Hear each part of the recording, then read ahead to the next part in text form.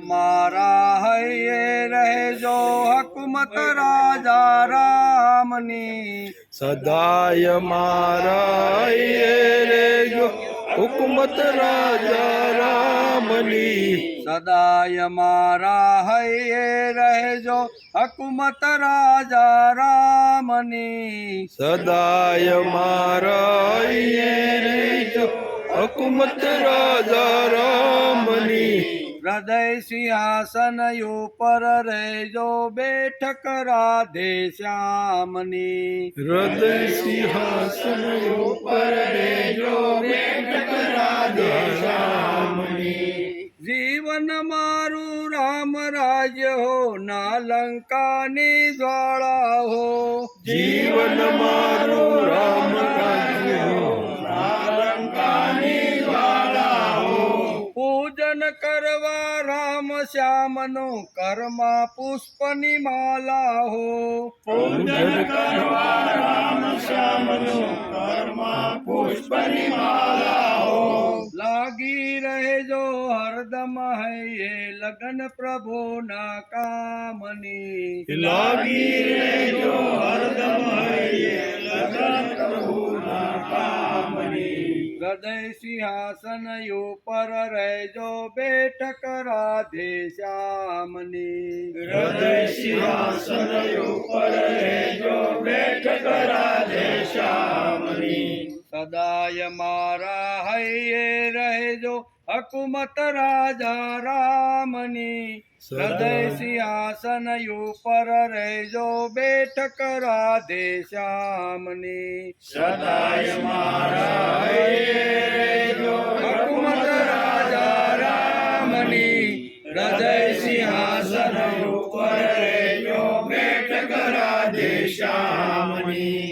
લઈ પ્રેરણા પાર્થ તણીને હામ ધરી હનુમાન તણી, લઈ પ્રેરણા પાર્થ તણીને હામ ધરી હનુમાન તણી. ઝુકાવી દો પ્રભુ કાર્યમાં વિચારો ના ઘડી ઘડી, ઝુકાવી દો પ્રભુ કાર્યમાં વિચારો ના ઘડી ઘડી. થવું સમર્પિત પ્રભુ ચરણમાં છોડી ચિંતા પ્રાણ તણી, થવું સમર્પિત પ્રભુ શરણમાં છોડી ચિંતા પ્રાણ તણી. હૃદય સિંહાસન ઉપર રહેજો બેઠક રાધે શ્યામની, હૃદય સિંહાસન ઉપર રહેજો બેઠક રાધે શ્યામની. સદાય મારા હૈયે રહેજો હકુમત રાજા રામની, હૃદય સિંહાસન ઉપર રહેજો બેઠક રાધે શ્યામની. સદાય મારા હૈયે રહેજો હકુમત રાજા રામની, હૃદય સિંહાસન ઉપર રહેજો બેઠક રાધે શ્યામની. કરું ખુશામત કોની શાને રાખું અવિચળ અસ્મિતા, કરું ખુશામત કોની શાને રાખું અવિચળ અસ્મિતા. જોડાયા જે રામ સૈન્યમાં તે સારા જગને જીતા, જોડાયા જે રામ સૈન્યમાં તે સારા જગને જીત્યા. એક જ આશા લાગે લગનની હૈયે હરિના નામની, એક જ આશા લાગે લગની હૈયે હરિના નામની. હૃદય સિંહાસન ઉપર રહેજો બેઠક રાધે શ્યામની, હૃદય સિંહાસન ઉપર રહેજો બેઠક રાધે શ્યામની. હૃદય સિંહાસન સદાય મારા હૈયે રહેજો હકુમત રાજા રામની, સદાય મારા હૈયે રહેજો હુકુમત રાજા રામની. હૃદય સિંહાસન ઉપર રહેજો બેઠક રાધે શ્યામની, હૃદય સિંહાસન ઉપર રહેજો બેઠક રાધે શ્યામની. બોલો હનુમાનજી. ઓમ ઓમ ઓમ ઓમ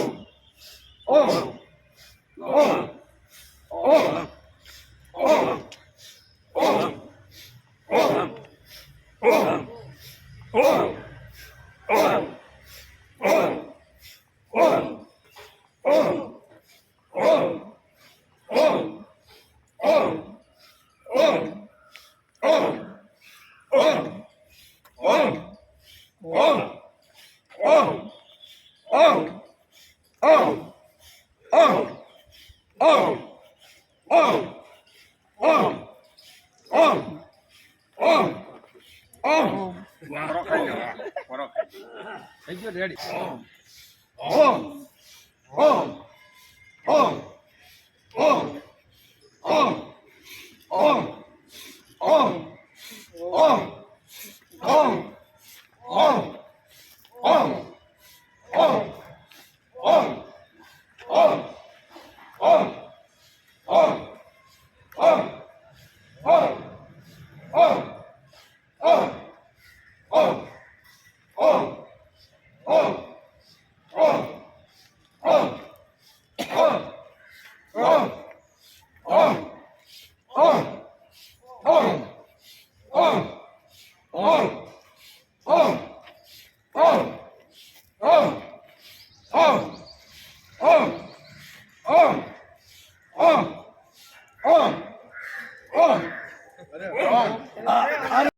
તદાત્માન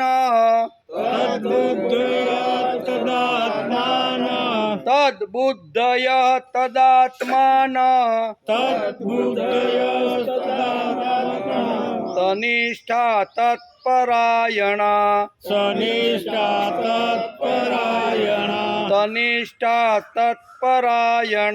તનિષ્ઠા તત્પરાયણા તદ્બુદ્ધય તદાત્માન તનિષ્ઠા તત્પરાયણા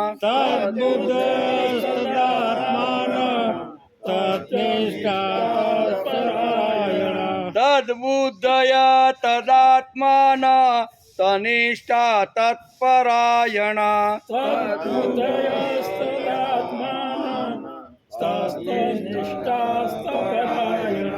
ગચ્છન્ત્ય પુનરાવૃત્તિં ગચ્છન્ત્ય પુનરાવૃત્તિં જ્ઞાનનિર્ધૂલકર્મસા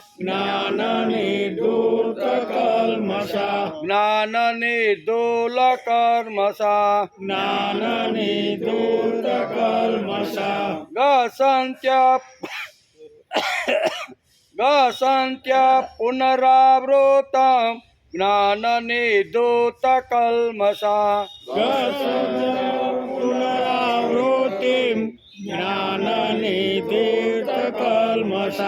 તદ્બુદ્ધય તદાત્માન તનિષ્ઠા તત્પરાયણ ગચ્છન્ત્ય ન પુનરાવૃત્તિં જ્ઞાની નિર્ધૂતકલ્મષા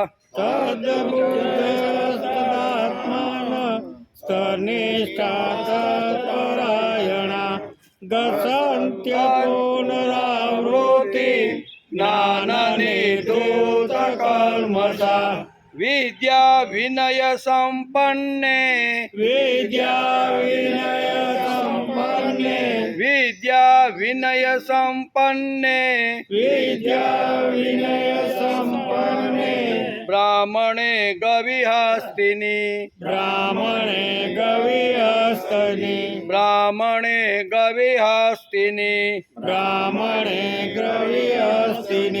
વિદ્યા વિનય સંપન્ને બ્રાહ્મણે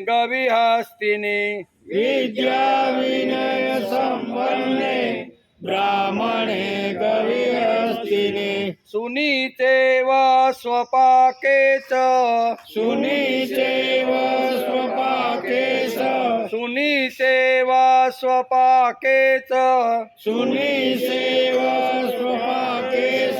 પંડિતા સમદર્શિનઃ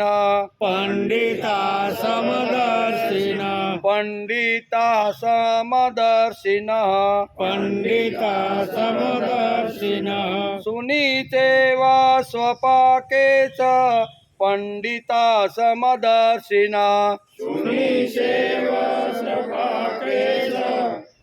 પંડિતા સમદર્શિના વિદ્યા વિનય સંપન્ને બ્રાહ્મણે ગવિહસ્તની સુનીચેવા સ્વપાકે ચ પંડિતા સમદર્શિના વિદ્યા વિનય સંપન્ને બ્રાહ્મણે ગવિહસ્તિને સુનિસેવ સ્વપાકે ચ પંડિતા સમદર્શિના 17-18 સાથે તદ્બુદ્ધયા તદાત્માનં તન્નિષ્ઠા તત્પરાયણા ગસંત્યન પુનરાવૃત્તિ જ્ઞાનનિર્ધૂત કલ્મષા વિદ્યા વિનય સંપન્ને બ્રાહ્મણે ગવિહસ્તિની સુનિસેવ સ્વપાકે ચ પંડિતા સમદર્શિના પંડિતા સમદર્શિના હરિ ઓમ વસુદેવ સુતં દેવં કંસચાણૂરમર્દનમ દેવકી પરમાનંદમ કૃષ્ણં વંદે જગદ્ગુરુ ગુરુર્બ્રહ્મા ગુરુર્વિષ્ણુ ગુરુર્દેવો મહેશ્વર ગુરુ સાક્ષાત પરબ્રહ્મ તસ્મૈ શ્રી ગુરુવે નમઃ નારાયણં નમસ્કૃત્યં નરં ચૈવ નરોત્તમં દેવી સરસ્વતી વ્યાસં તતો જયમુદીરય તતો જયમુદીરય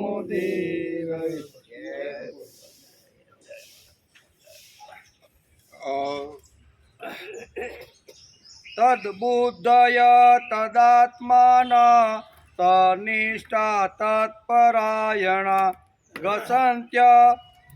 ગસંત્ય પુનરાવૃત્તિ જ્ઞાનનિર્ધૂત કલ્મષા તદાત્માનમ તદ્બુદ્ધય એટલે પરમાત્મા જેમનું મન પરમાત્મામાં જેમનું મન તદ્રુપ થઈ ગયું છે તે તદ્બુદ્ધય એટલે કે જેમની બુદ્ધિ તદ્રુપ થઈ રહી છે અને તનિષ્ઠા એટલે સચ્ચિદાનંદ ઘન પરમાત્મામાં જ જેમની સ્થિતિ છે એવા તત્પરાયણા એટલે કે પરમાત્મા પરાયણ સાધકો જ્ઞાન નિર્ધૂત કલ્મષા એટલે જ્ઞાન દ્વારા પાપ રહિત થઈને કલ્મષા એટલે પાપ વૃત્તિમાં ગચ્છન્તિ એટલે કે પરમ ગતિને પામે છે. પરમ ગતિને કોણ પામે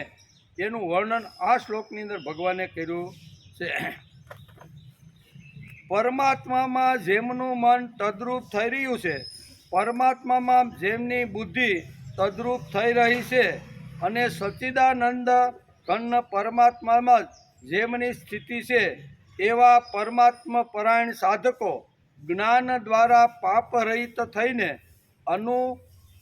એટલે કે અપુનરાવૃત્તિને એટલે કે પરમ ગતિને પામે છે.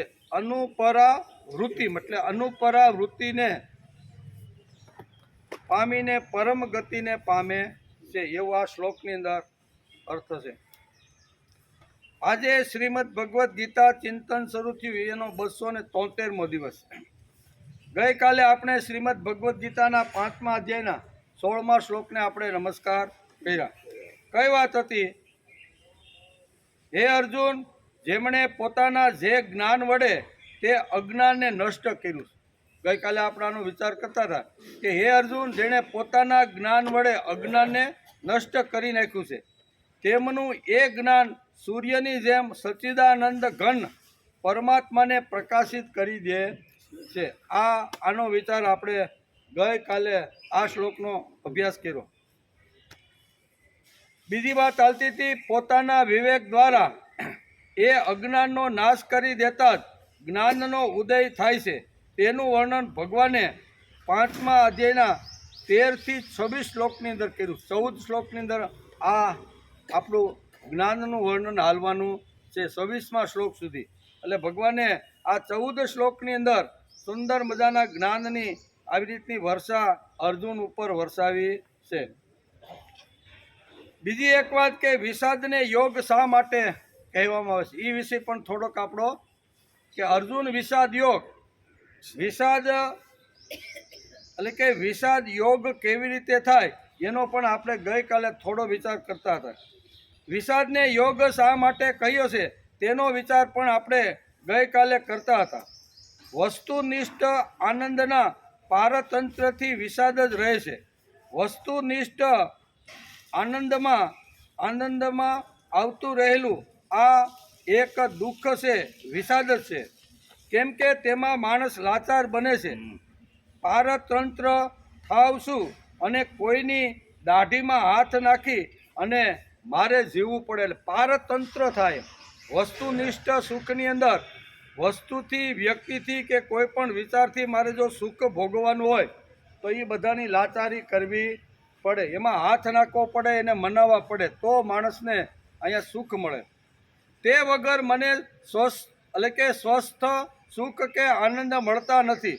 આવા માણસને જ્યારે વિષાદ થાય છે ત્યારે એ ધીમે ધીમે મોક્ષ તરફ વળે છે. માણસને કાંઈક દુઃખ થાય, અગવડ આવે ને પછી ઘણા લોકો આવી રીતના બધા મોક્ષ તરફ વળતા હોય છે. આજે આપણે મોક્ષ માર્ગ અથવા મુક્તિ માર્ગ ઉપર ચાલતા લાગીએ છીએ તેનો કંઈ અર્થ નથી. આપણે તો કોઈ મંદિરે જવા લાગે તેને આપણે મોક્ષ માર્ગી કહીએ છીએ. તેને અમે મુક્તિને એટલે કે તેને અને મુક્તિને ઘણો દૂરનો સંબંધ છે. ખાલી મંદિરે જવાથી ટીલા ટપકા કરવાથી કે કંઈ આવી નાની મોટા વ્રતો રાખવાથી માણસને મુક્તિ મળતી નથી. એ તો નીતિની અંદર માણસ જન્મ લીધા પછી આ બધી વાતો તો માણસે કરવી જ જોઈએ, પણ એનાથી મુક્તિ કે મોક્ષ મળતો નથી. મુક્તિ માટે પહેલી વાત હોવી જોઈએ કે વસ્તુનિષ્ઠ આનંદની લાચારી, દીનતા, પરતંત્રતા ચાલી ને અંતઃકરણમાં વિષાદ થવો જોઈએ એમ ગીતાકાર કે મોક્ષ તરફ વળવા માટે આટલી વાતો હોવી જોઈએ. આનંદની લાચારી જવી જોઈએ કે વસ્તુ વગર પણ મને આનંદ મળી શકે છે એની અનુભૂતિ રોજ સવારે વહેલા ઉઠીને સ્નાન સંધ્યા કરીને માણસે ભગવાનની સાથે બેસી અને વસ્તુ વગર પણ હું આનંદ મેળવી શકું છું. જેમ ઊંઘમાં 6 કલાક આપણે વસ્તુ નથી છે, પત્ની નથી, ધંધો નથી, વેપાર નથી, 6 કલાક આપણે ફર્સ્ટ ક્લાસ ઊંઘતા છીએ, એમાં વસ્તુ વગર આપણે આનંદ મળે કે નહીં? તો એવી રીતે જાગૃત અવસ્થાની અંદર માણસે આ આનંદ લૂંટવાનો પ્રયત્ન કરવો. એટલે એના માટે આવ્યું ધ્યાન, એના માટે આવ્યું તપ, એના માટે આવ્યું ચિત્ત એકાગ્રતા. એ જાગૃત અવસ્થાની અંદર દુનિયા આખીને ભૂલી અને ભગવાનની અંદર લીન થઈને માણસને વસ્તુ વગર સુખ મળવાનો આનંદ મેળવવો જોઈએ. એટલે આ બધું જ્યારે ચાલુ જાય, પરતંત્રતા જાય, અહીં કહે છે ને કે પરતંત્રતા જાય ત્યારે માણસને આવી રીતનું થાય છે. તેથી જ ગીતાકારનો આગ્રહ છે કે જે સ્થિતિમાં સર્વત્ર પરિપૂર્ણ પરમાત્માનો અનુભવ થઈ જાય છે તે સ્થિતિની પ્રાપ્તિને માટે ભગવાન આગળના 17મા શ્લોકમાં આ વાત આપને બતાવે છે. ભગવાન 17મા શ્લોકમાં આ વાત સમજાવવાનો આપને પ્રયત્ન કરે છે કે માણસે વસ્તુ વગર પણ આનંદ લૂંટતા આવડવો જોઈએ. એનું વર્ણન ભગવાને અહીંયા 3 લક્ષણો અથવા 3 આવી રીતના એના વિશેષણો આપીને ભગવાને 17મા શ્લોકમાં સમજાવવાનો પ્રયત્ન કર્યો છે. કયા 3 વિશેષણો? તો કે તદબુદ્ધય તદાત્માન તનિષ્ઠા તત્પરાયણ ગસંત્યન્ય પુનરાવૃત્તિ જ્ઞાનની દૂત કલ્મષા. 3 વાતનો ભગવાને આગ્રહ રાખ્યો છે. આનંદ મેળવવો હોય, સુખ મેળવવું હોય, પરમાત્માની અંદર જો લીન થવાનું હોય તો કઈ 3 વાતો જોઈએ એ ભગવાને આ શ્લોકમાં કીધી. કઈ કીધી?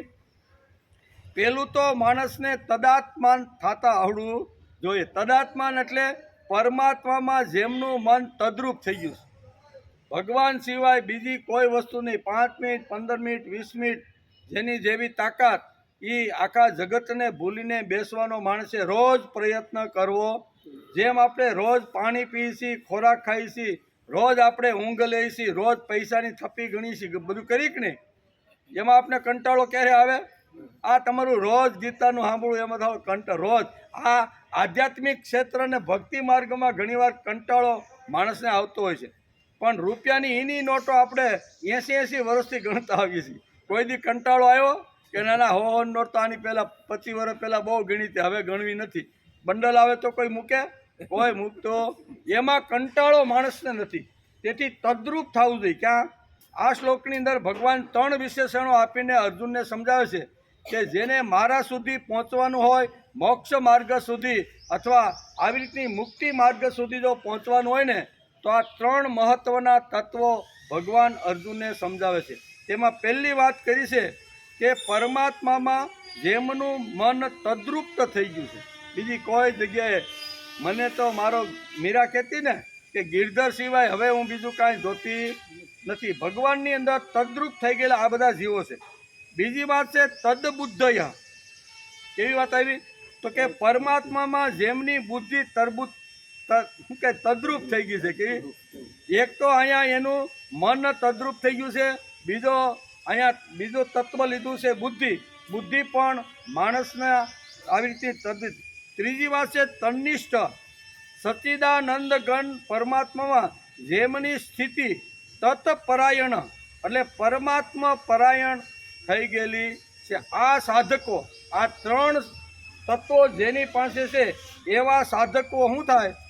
તો કે જ્ઞાન દ્વારા પાપ રહિત થઈને આ 3 વાતો જેણે પોતાના જીવનમાં લાવવાનો પ્રયત્ન કર્યો, મન દ્વારા, બુદ્ધિ દ્વારા અને ભગવાન એટલે કે પરમાત્મા પરાયણ, આ 3 વાતો જેણે પોતાના જીવનમાં લાવવાનો પ્રયત્ન કર્યો એનું શું થાય?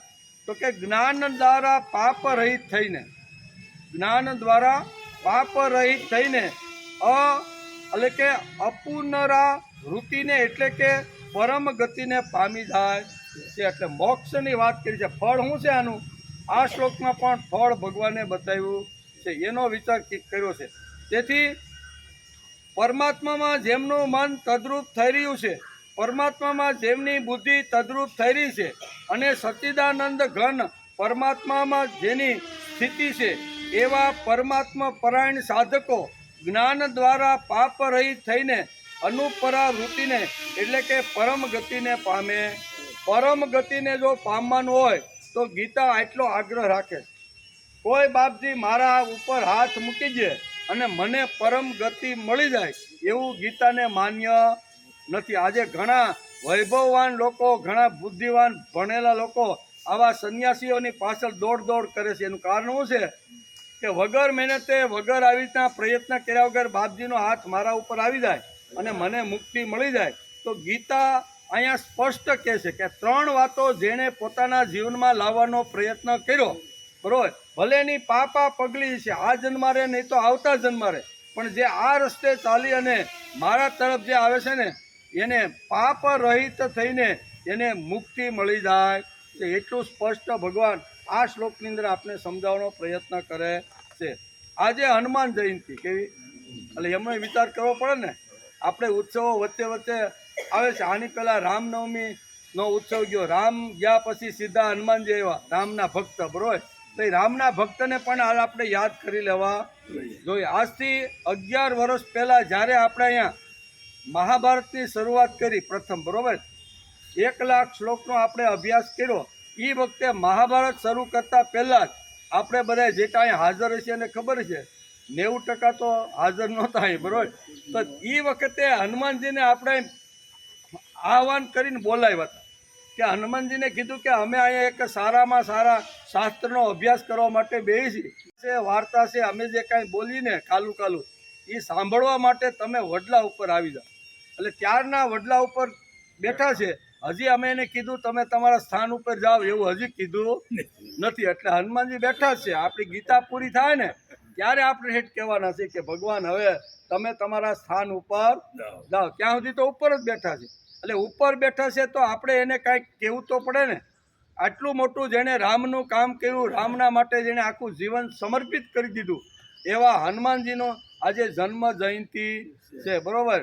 એટલે ચૈત્ર સુદ પૂનમ એના માટે આપણે હનુમાન જયંતિ ઉત્સવ દર વર્ષે ગામડે ગામડે, શહેરની અંદર, વિદેશોની અંદર પણ હનુમાન જયંતિ ધામધૂમથી ઉજવાય છે. ઉજવવાળા ઘણી અલગ અલગ રીતે કોઈ ખાવા પીવામાં આમ તેમ ભજન કીર્તનમાં કરતા છે, પણ આપણે વાણીથી હનુમાનજીને યાદ કરવાના કે તમે જે રામ માટે ઘસાઈ ગયા, તમે રામ માટે જે ઇન્દ્રિયોને ખલાસ કરી નાખી, રામ માટે જે કાંઈ સહન કરવું પડે ને એ બધું સહન કરી અને તમે રામના કામમાં જોડાઈ ગયા. એટલે આજે ઇતિહાસના પાનામાં હનુમાનજી તમે અમર થઈ ગયા છો.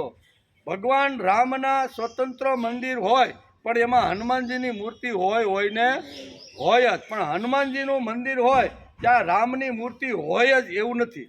આટલી જેણે શક્તિ અથવા આટલું જેણે બળ, આટલું જેણે ભક્તિ પ્રાપ્ત કરી છે ને એના સ્વતંત્ર મંદિરો આજે આપને ઘણી જગ્યાએ જોવા મળે છે. કેવા?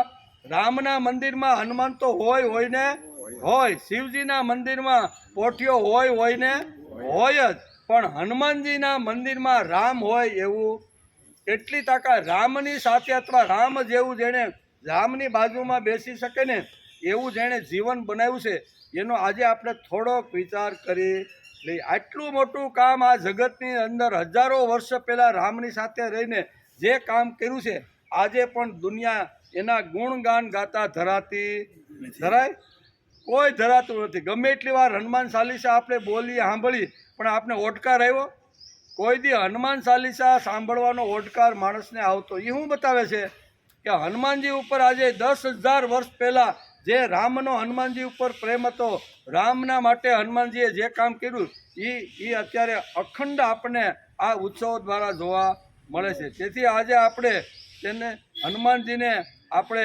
ઉજવી લઈએ. આજે હનુમાન જયંતિ છે, બરોબર ને? હનુમાનનો જન્મ આજે જ થયો. જગતના 7 ચિરંજીવોમાં જેની ગણતરી થાય છે એવા રામ ભક્ત હનુમાનની આજે જયંતિ છે. 7 ચિરંજીવી ભારતમાં થઈ ગયા. કેટલા ચિરંજીવી? એટલા માટે કે એના મૃત્યુનો કોઈ તારીખ નથી. નકર આપણે એમ થાય કે આ રામ આવી રીતના ચિરંજીવીમાં ન આવ્યા, કૃષ્ણ ન આવ્યા, બીજા કોઈ ન આવ્યા, અને આ બધા બોલો અસ્વસ્થામાં તો એને ચિરંજીવીમાં લઈ લીધો. ઘણીવાર આવી રીતનું થાય. મારા મનમાં પણ ઘણા સમય પહેલાં ગડબડ હતી. પછી દાદાનું જ્યારે પ્રવચન સાંભળ્યું, દાદાએ જ્યારે ચોખવટ કરી પાંડુરંગ શાસ્ત્રએ કે ચિરંજીવી કેટલા, શા માટે? તો કે એના મૃત્યુનો કોઈ તિથિ કે તારીખ કોઈ જગ્યાએ લખેલી નથી. એટલે બાકી રામની સરયુમાં પ્રવેશ કરી પોતાનું જીવન ટૂંકાવ્યું કે નહીં? ભગવાન રામે પારસ પીપળાની નીચે પારઘીએ જે બાણ માર્યું અને જીવન ટૂંકાવ્યું, એ બધા ઇતિહાસ આપને જોવા મળે. આ 7 ચિરંજીવો ભારતની અંદર એવા છે કે આ પૃથ્વી ઉપરથી ક્યાં ગયા, કેવી રીતના ગયા, શું કર્યું, જીવે છે કે હાલે છે કે એનો કોઈ ઇતિહાસ અત્યાર સુધી કોઈને મળ્યો નથી. એવા 7 ચિરંજીવોની અંદર રામ ભક્ત હનુમાનનું નામ પણ આવેલું છે. તેથી કહે છે ને કે 7 ચિરંજીવોમાં રામ ભક્ત હનુમાનનો જન્મ ચૈત્ર સુદ પૂનમને દિવસે થયો હતો. 7 ચિરંજીવી કોણ? અસ્વસ્થામાં બલિર્વ્યાસો. શ્લોક છે એના માટે. અસ્વસ્થામાં બલિર્વ્યાસો.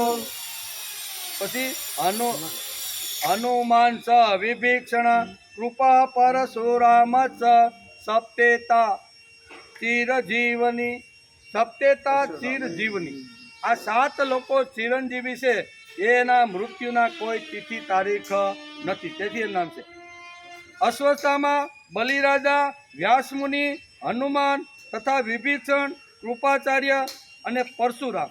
આ 7 જે એવા છે કે જેના મૃત્યુના કોઈ સમાચારની તિથિ આપણી પાસે નથી. રામ ગયા એ પણ ખબર છે, કૃષ્ણ ગયા એ પણ ખરી છે, ઘણા બધા ઋષિ મહાત્માઓ ગયા એની પણ તિથિઓ ઘણીવાર ઉજવાતી હોય છે, બરાબર. પણ અહીંયા 7 ચિરંજીવોમાંથી ખબર નથી કે એ કેવી રીતના ગયા. તેથી એના માટે ચિરંજીવી શબ્દ વાપરવામાં આવ્યો છે. ભગવાન શંકરનું શિવાલય જે પ્રમાણે નંદી વગરનું હોતું નથી, તે જ પ્રમાણે શ્રીરામના મંદિરમાં હનુમાનની મૂર્તિ વગર દેવાલય શક્ય નથી. કોઈ પણ જગ્યાએ જાઓ હનુમાન તો રામના મંદિરમાં હોય જ. ભક્ત વગર ભગવાન અધૂરા છે. કેવા? ભક્ત વગર ભગવાન અધૂરા છે. એ ભાવનું દર્શન આપણને શ્રી રામજીના મંદિરમાં ભક્ત હનુમાન દેખાયા પછી આપણને થાય છે કે ભક્ત વગર ભગવાન અધૂરા. રામ હોય એટલે ત્યાં હનુમાન હોય જ. એમ કે આપણે પણ 11 વર્ષ પહેલાં હનુમાનજીને બોલાવીને આ વડલા ઉપર આપણે એને બિરાજમાન કરેલા હતા. એટલે આપણી જે કાંઈ વાતો છે ને એ 11 વર્ષથી સાંભળતા રહેલા. હજી આપણે એને વિદાય આપી નથી. એમ એટલે કે રાવણની લંકામાં જવા ભગવાન રામને પુલ બાંધવો પડ્યો હતો. જ્યારે હનુમાન તો 400 ગાંવ સમુદ્ર ઓળંગે નોન સ્ટોપ ગયા કે નહીં. ભગવાન કરતાં ભક્તનું મહત્વ વધારે છે એમ આપણા શાસ્ત્રોમાં ઘણી જગ્યાએ, પુરાણોમાં પણ ઘણી જગ્યાએ વર્ણન આવે છે કે ભગવાન કરતાં ભક્તનું મહત્વ ખૂબ જ વધારે છે. રામને જો આવી રીતનો સમુદ્ર પાર કરી અને લંકા જવાનું હતું તો એને સેતુબંધ બાંધવો પડ્યો. હનુમાનજીને સેતુબંધની કાંઈ જરૂર. આ મારો ઠેકડો નોન સ્ટોપ, બરાબર, નોન સ્ટોપ ગયા એવું વર્ણન છે.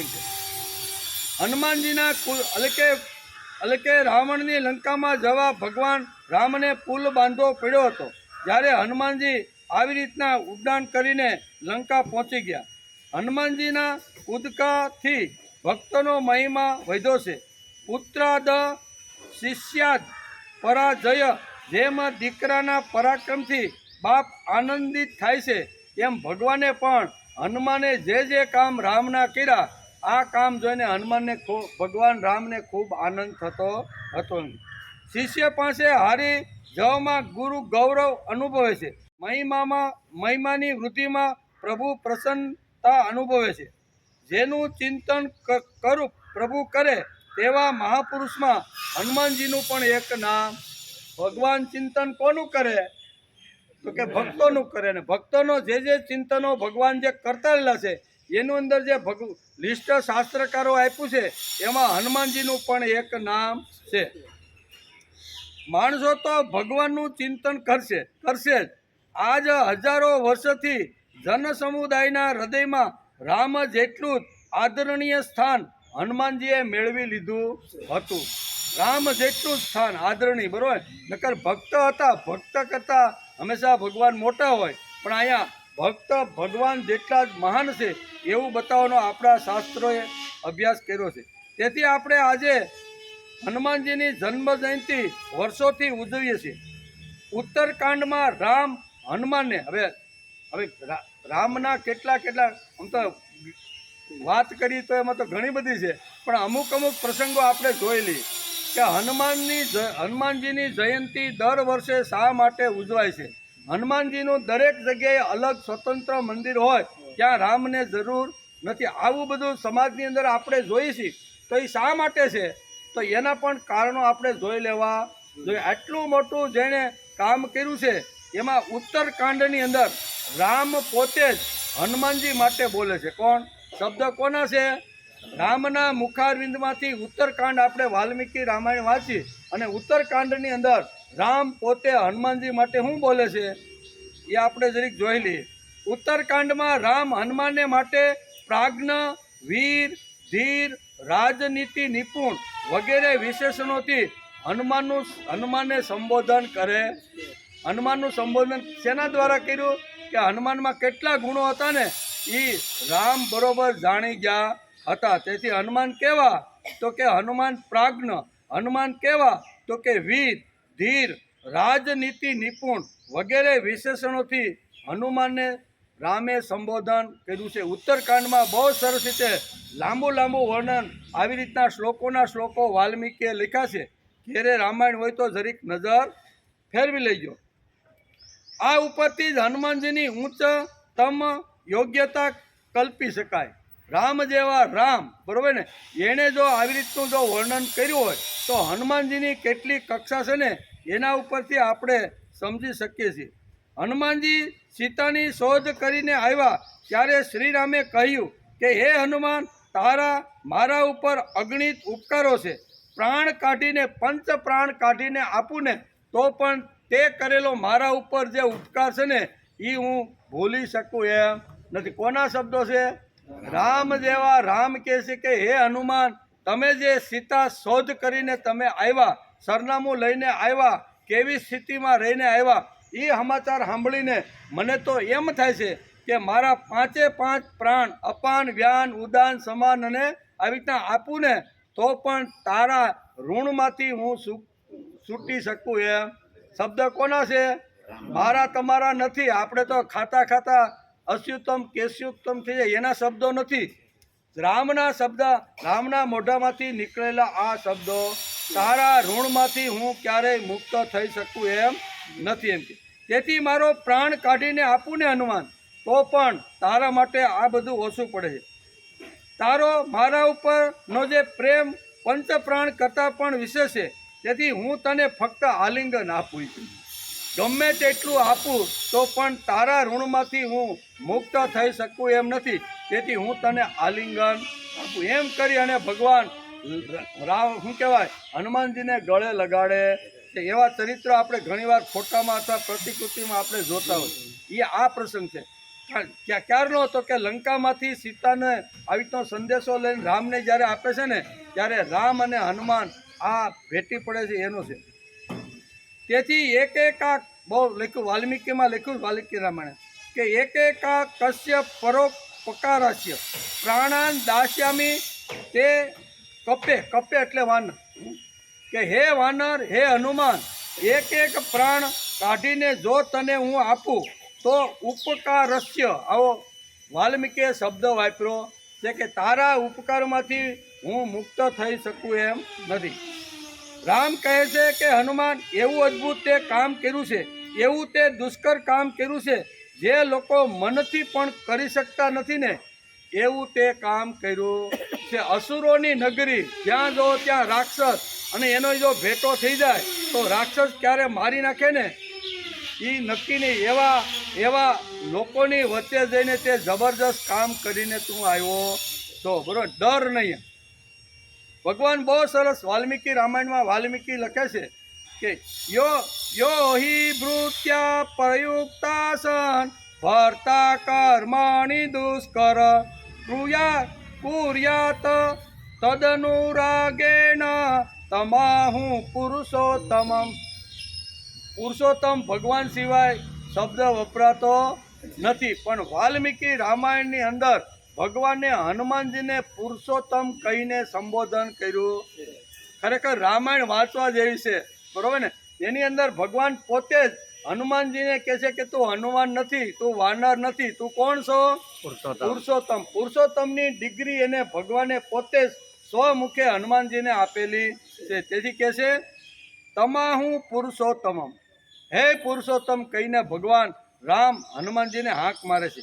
ધન્ય હનુમાન કે જે વાનર હોવા છતાં પણ જેને પ્રભુએ સ્વમુખથી પુરુષોત્તમની પદવી આપીને પોતાની જોડે સ્થાન આપી દીધું. કોની જોડે? ભગવાનની જોડે. ભગવાન વાનર હોવા છતાં એટલા દુષ્કર કામો કર્યા છે જે માણસ મનથી પણ વિચારી શકતો નથી. આવા અનંત કામો રામ કહે છે કે તે મારા માટે કર્યા છે, તેથી તું પુરુષોત્તમ છો. અને ભગવાન જ પોતાની બાજુની અંદર એને સ્થાન આપી જશે. રામના મંદિરની અંદર હનુમાન હોય ને હોય. શા માટે? તો કે રામે પોતે જ પુરુષોત્તમની ડિગ્રી આપી અને હનુમાનને પોતાની સાથે જ બેસાડી દીધા છે. તેથી હનુમાન જયંતિ દર વર્ષે ઉજવાય છે. ઉજવી છે ને, ગામડે ઘરે ઘણી બધી જગ્યાએ ઉજવે. હનુમાન જયંતિ દર વર્ષે ઉજવાય છે કારણ કે તેમણે પોતાના આંતરબાહ્ય સુખો પર વિજય પ્રાપ્ત કર્યો. આંતર અને બાહ્ય જે કાંઈ દુશ્મનો અથવા રાક્ષસો હોય ને અંદરના હોય, કામ, ક્રોધ, લોભ, મોહ, માયા, મચ્છર, આ અંદરના રીપુઓ છે. બહારના તો બધા જે ગયા ને લંકાની અંદર કુંભકર્ણ જેવો છે કે જે રાવણ છે, એ બધા બહારના શત્રુઓ છે. ભગવાન પોતે જ કહે છે કે હે હનુમાન, તે બહારના શત્રુ ઉપર તો વિજય મેળવો. આવા શત્રુ ઉપર જઈ અને તે બહુ જ મોટું કામ કર્યું છે. એમ અંદરના શત્રુઓને પણ તે જીતવાનું કામ. રામના એક શબ્દ હનુમાન માટે જ્યારે ઉત્તરકાંડ આપણે વાંચીને તેમાં આ રામના પોતાના શબ્દો છે. રામ પોતે હનુમાન માટે આ બધા શબ્દો વાપરે છે. હનુમાન જયંતિ દર વર્ષે તેથી આપણે ઉજવી છે, કારણ કે તેમણે પોતાના આંતર અને બાહ્ય શત્રુ ઉપર વિજય મેળવો. અંદરના શત્રુ એમ બહારના શત્રુને તો બરોબર માર્યા કે નહીં. કાલનેમી બરોબર આડો ફરીને ઊભો હતો. બરોબર, લંકામાંથી ઓર્ડર છૂટ્યો કે તું ઋષિઓનું રૂપ ધારણ કરી અને હનુમાન જડીબુટ્ટી લેવા જાય છે ને, એને થોડીક વાર જો રોકી દે ને તો લક્ષ્મણનું અસ્યુતમ કેસ્યુતમ થઈ જાય. નિશ્ચિત સમયે જો જડબુટ્ટી ન આવે તો લક્ષ્મણનું આવો પ્રાણ ભયની અંદર મુકાય તેમ હતો. એટલે રાવણ જેવો રાવણ અને બધાએ નક્કી કર્યું કે આને કોઈ પણ હિસાબે આપણે આને રોકી દેવો જોઈએ. અને રોકવા માટે શું કર્યું તો કે કાલ નેમીને મોકલો. ક્યાં? કાલ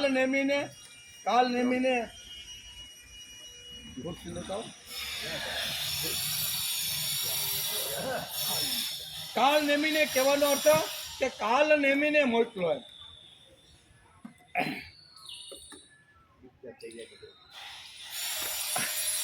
કાલ નેમીને મોકલી અને અહીંયા કોઈ પણ હિસાબે હનુમાન થોડાક મોડા પડે ને એના માટેનો પ્લાન આખો લંકામાંથી તૈયાર થયો. અને કાલ નેમી આવી રીતનું ઋષિનું રૂપ ધારણ કરી અને રામ રામ કરતા વચ્ચે બેસી ગયા. બરોબર ને? પણ અહીંયા બહુ સરસ રીતે એને સંકેત પણ મગર દ્વારા સારો મળ્યો છે. બરોબર ને? અને એને કીધું કે ભાઈ કાલ નેમી છે ને રાક્ષસ છે, રાવણે મોકલેલો છે, તું જે માટે શું કહેવાય જડીબુટ્ટી લેવા જશો ને એમાં વિઘ્ન નાખવા માટે આ ઉભો. એટલે કહેવાનો અર્થ કે બહારના શત્રુને તો એને માર્યો, કાલ નેમીને તો એને બરોબર યમપુરી પહોંચાડી દીધો, પણ આંતરિક જે કાંઈ શત્રુઓ છે ને એને પણ હનુમાને મારવાનો પ્રયત્ન કર્યો છે. હનુમાન એટલે કે હનુમાન બળ બુદ્ધિ સંપન્ન તથા તેમનામાં માનસશાસ્ત્ર, રાજનીતિ, સાહિત્ય, તત્વજ્ઞાન વગેરે શાસ્ત્રોનું ઊંડું જ્ઞાન હતું. તેથી તેમને 11મા રુદ્ર તરીકે આવી રીતનું નવાજવામાં આવે છે. 11મા અવતાર રુદ્ર તરીકે પણ હનુમાનજીનું વર્ણન કરવામાં આપણા શાસ્ત્રોમાં આવ્યું છે. આટલી બધી વાતો એની પાસે હતી. તેથી જ આપણે રોજ ગાઈએ છીએ મનોજવમ મારુતતુલ્ય વેગમ જીતેન્દ્રિયમ બુદ્ધિમતામ વરિષ્ઠમ વાતાત્મજં વાનરયોધમુખ્યમ શ્રીરામદૂતમ શરણં પ્રપદ્યે. મન જેવા વેગવાળા હનુમાન કેવા હતા? મનોજવમ મારુતમ તુલ્ય, એટલે કે મન જેવા વેગવાળા હનુમાન હતા. પવન જેવી ગતિવાળા, બીજું લખ્યું ને કે મનોજવમ મારુત તુલ્ય વેગમ, પવન જેવી ગતિવાળા, મન જેવી ગતિવાળા, વેગવાળા હતા. તેમજ જીતેન્દ્રિય અને બુદ્ધિઓમાં શ્રેષ્ઠ છે એવા હનુમાનજીના ભક્ત, એટલે કે રામના ભક્ત હનુમાનજીની આજે જન્મ જયંતિ છે. તેથી એમના જે કાંઈ ગુણો છે, એમના જે કાંઈ કરેલા કામો છે એનું સ્મરણ આજના દિવસે આપણે બધાએ થોડું ઘણું કરી લેવું જોઈએ. આ તેમનું ટૂંકમાં વર્ણન છે. મનોજવમ મારુત તુલ્ય વેગમ જીતેન્દ્રિય બુદ્ધિમતામ વરિષ્ઠમ વાતાત્મજમ વાનર યુથ મુખ્યમ શ્રી રામદૂતમ શરણમ પ્રપદ્યે.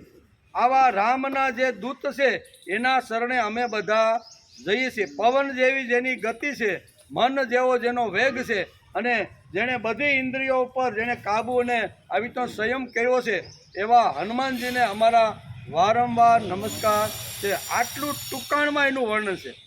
વધારે જો વાંચવાનું હોય તો વાલ્મીકી રામાયણ ઘેરે હોય અને એમાં હનુમાનજી જે વખતે શું કહેવાય ઋષ્યમુખ પર્વત ઉપર પહેલો એનો ભેટો થાય છે ને, ત્યાંથી હનુમાનજીની એન્ટ્રી થાય છે.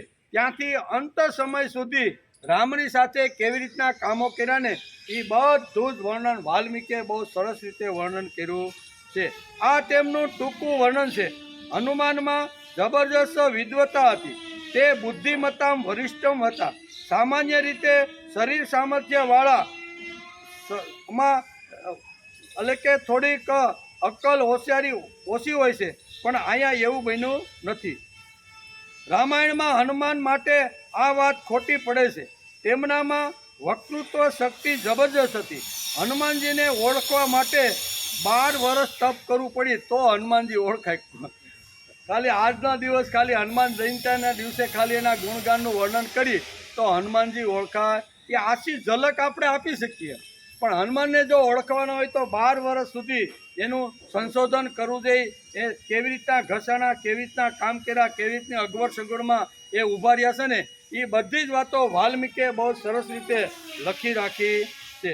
તેથી રામાયણ એટલે કે રામાયણમાં હનુમાન માટે બધી વાતો વાલ્મીકીએ લખી છે. હનુમાનના વક્તૃત્વમાંથી જાણે જ્ઞાન, નિષ્ઠા એટલે કે વૈચારિક પ્રવાહ અને સરળ છતાં અર્થ ગાંભીર્ય ભાષા પ્રવાહ તેના વક્તવ્યમાં આપને જોવા મળે. હનુમાનજી એવું જ્યારે લોકોની સાથે હનુમાનજી મળતા ને ત્યારે અનેક પ્રકારની ચર્ચાઓ થતી. એમાં પહેલી વાત એ આવી કે હનુમાનજી જ્યારે ઋષ્યમુખ પર્વત એની ઉપર સુગ્રીવ બેઠો છે. સુગ્રીવ બેઠો વિચાર કરે છે કે તળેટીની અંદર 2 કોઈ યુવાન છોકરાઓ હાથમાં ધનુષ બાણ લઈને આટા મારે છે. વાલીએ કોઈ આવી રીતના કોઈ જાણ ભેદું અથવા અમે હું કરીએ છીએ ને એ તપાસ કરવા માટે કદાચ આવી રીતની CID ગોઠવી હોય. એટલે હનુમાનને કહેશે કે ભાઈ હનુમાન, તમે જરીક તળેટીમાં તો જાઓ અને વેશ પરિવર્તન કરીને પાછા જાઓ. વેશ પરિવર્તન કરીને જઈને પૂછો તો ખરા કે આ વાલીએ મોકલેલા કોઈ આવી રીતના CIDના માણસો તો નથી ને, કોણ આપને મારવા માટે તો અહીંયા સુધી આવ્યા નથી ને. આ બધી જે વાતો છે ને એ જાણવા માટે અત્યારે અહીંયા કોણ કહે છે? સુગ્રીવ અત્યારે હનુમાનને કહે છે તળેટીમાં જઈ અને આ 2 યુવાનો કોણ છે એની થોડી ઘણી તમે તપાસ કરો. અને તપાસ કરવા માટે હનુમાન આખું રૂપ બદલી અને અહીંયા તળેટીની અંદર આવે છે. તળેટીની અંદર આવે છે. પાણીનો ટાઈમ થઈ ગયો ને.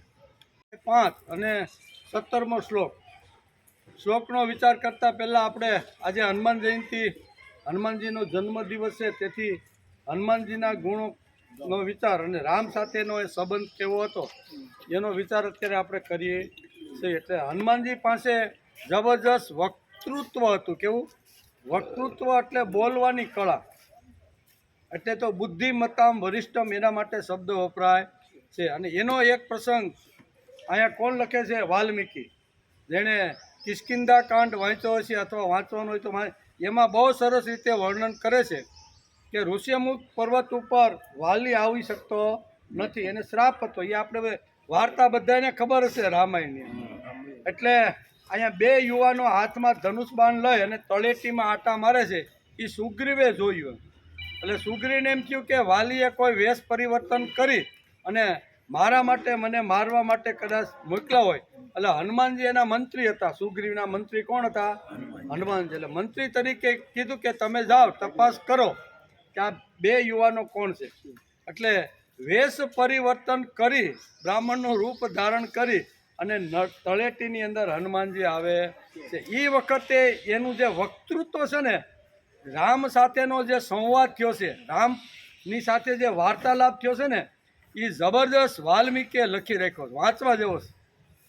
આપણે તો ખાલી ખબર હશે કે ભાઈ અહીંયા આવ્યા ને પછી કીધું હાલો ખંભા ઉપર બેસી જાઓ, હું તમને ઠેઠ વાલી મુકાય સુગ્રી પાસે. આપણે ખાલી આટલું છે, પણ એ 2 વચ્ચેની જે વાતચીત થઈ ને એ વાતચીત સાંભળવા જેવી છે. પણ બધું આપણે અહીંયા કહી શકતા નથી, પણ થોડાક અંશમાં એની વાત કરી કે ભાઈ એનું વક્તૃત્વ કેટલું હતું હનુમાનજીનું. તો કે હનુમાનજીની વક્તૃત્વ શક્તિ તથા વિચારો સાંભળી મર્યાદા પુરુષોત્તમ પ્રભુ રામચંદ્ર ઠંડા થઈ ગયા. બ્રાહ્મણનું રૂપ લઈને આવ્યા, એકાબીજાની પૂછપરછ થઈ, સંવાદ થયો અને એ સંવાદની અંદર હનુમાનજીએ જે રામને જવાબ આપ્યા છે ને એ જવાબ સાંભળી અને અહીંયા રામ ઠંડા થઈ ગયા. કેવા? પુરુષોત્તમ રામ જેવા રામ ઠંડા થઈ ગયા. એટલે લક્ષ્મણને કહે છે આમ કે સાંભળ, આ બ્રાહ્મણ આવ્યો છે ને ખબર નથી કે હનુમાન છે. બ્રાહ્મણનું રૂપ કે સાંભળ્યા શું કહે છે એ કે એમ કરી અને રામ પણ અહીંયા એ બ્રાહ્મણનું વર્ણ, બ્રાહ્મણ એટલે હનુમાનજી જ હતા. રામે લક્ષ્મણ તરફ જોઈને કહ્યું કે હે લક્ષ્મણ, ઋગ્વેદ, યજુર્વેદ અને સામવેદ એ ત્રણેય વેદોમાં સતત જેણે ડૂબકી મારી હોય ને તે જ આપણી સાથે આવી વાત કરી શકે. ભલે બ્રાહ્મણ છે ઈ કે, પણ જેણે ત્રણ વેદનો જેણે અભ્યાસ કર્યો હોય ને, ઊંડો જે વેદમાં ઉતરો હોય ને, એ જ આવું વક્તૃત્વ, એ જ આવી વાણી આપણી સામે બોલ. કોણ કહે છે? રામ લક્ષ્મણને કહે છે, સાંભળ્યા શું કહે છે આ બ્રાહ્મણ સાથે જે વાત થાય છે ને, એ કોણ છે, શું છે, કેવા શબ્દો બોલે છે. એટલે કે ઋગ્વેદ, યજુર્વેદ અને સામવેદ, આ ત્રણ વેદની અંદર જે માણસે ડૂબકી મારી હોય ને, એ જ મારી સાથે આવી રીતની ચર્ચા કરી શકે. બીજા કોઈની તાકાત નથી. કેટલો વિદ્વાન, કેટલો જ્ઞાની અને કેટલી આની અંદર વક્તૃત્વ શક્તિ છે ને, એમ રામ લક્ષ્મણને કહે છે કે સાંભળી લે ભાઈ કોણ છે. તેથી ડૂબકી મારનાર એટલે કે અહીંયા વેદોમાં સતત ડૂબકી મારનાર, વ્યાકરણના પ્રગાઢ જ્ઞાનવાળો જ આવી ભાષા બોલી શકે. સર્ટિફિકેટ કોણ આપે છે? રામ સર્ટિફિકેટ આપે છે. લક્ષ્મણને કહે છે કે આવી ભાષા કોણ બોલી શકે? કે જેણે આવો ઊંડો વ્યાકરણ, ન્યાયશાસ્ત્ર અને વેદનો ઊંડો જેણે અભ્યાસ કર્યો છે ને, એ જ આવી ભાષા બોલે, બાકી કોઈ બોલી શકે નહીં. એટલે હનુમાનજીનો કેટલો ઊંડો અભ્યાસ હશે એ આના ઉપરથી આપને ખબર પડે. ખાલી એને માર્યા છે બધાને એવું નહીં, એ તો ખરું જ એમ, બરાબર ને, પણ એ આટલા અભ્યાસુ વૃત્તિના પણ હતા. તેથી રામ કહે છે જ્ઞાન પ્રચુર, સચોટ દલીલવાળું એ જ કહી શકે જેણે માનસશાસ્ત્રનો ઊંડો અભ્યાસ કર્યો હોય. અહીં સર્ટિફિકેટ કોણ આપે છે? તો કે રામ. કોણે આપ્યું સર્ટિફિકેટ? આપણે બીજા સર્ટિફિકેટ આપે એમાં શું હોય? તો આપે 10,000 રૂપિયાનું સર્ટિફિકેટ, કાં 1 લાખ રૂપિયા આપે ને કે આ અમારા વિસ્તારના આ બહુ સારા રામ છે ને તેમ છે એમ કરીને સાયલ ઓઢાડી સર્ટિફિકેટ આપે. પણ આ સર્ટિફિકેટ એવું નથી. આ રામ જે પૂર્ણ પુરુષોત્તમ છે ને, આપણે એને જે કહીએ ને કે આવી રીતના આવા મર્યાદા પુરુષોત્તમ શ્રીરામ અહીંયા લક્ષ્મણને અહીંયા સંબોધીને આ સર્ટિફિકેટ હનુમાનજી માટે આપે છે. રામ કહે છે કે હે લક્ષ્મણ, આવું સ્પષ્ટ, સ્વસ્થ એટલે કે તમા ન રાખે તેવું જ્ઞાન પ્રચુર, સુવિચારપૂર્ણ ભાષણ કરનારનો અધ્યયન અને અભ્યાસ કેટલો ઊંડો હોય છે. રામ કહે છે કે આનો અભ્યાસ ઊંડો કેટલો હશે એમ કે. સર્ટિફિકેટ કોણ આપે છે તે જુઓ. મર્યાદા પુરુષોત્તમ રામ હનુમાનજીને વિદ્વાન તરીકેનું સર્ટિફિકેટ આપે છે. કોને?